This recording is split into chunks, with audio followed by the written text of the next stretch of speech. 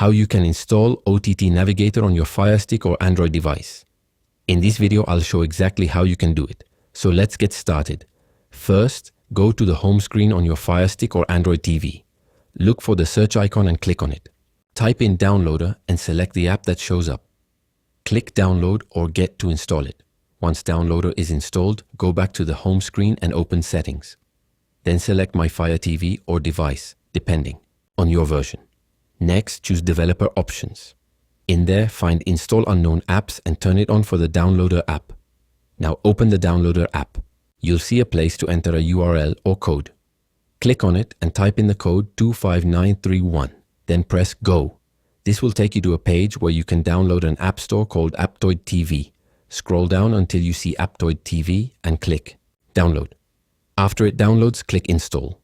When it's done, you can choose to delete the installation file to save space. Now, open the Aptoide TV app. At the top, you'll see a search icon. Click on it.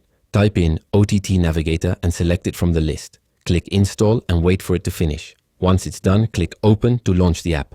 And that's it. That's how you can install OTT Navigator on your Firestick or Android device.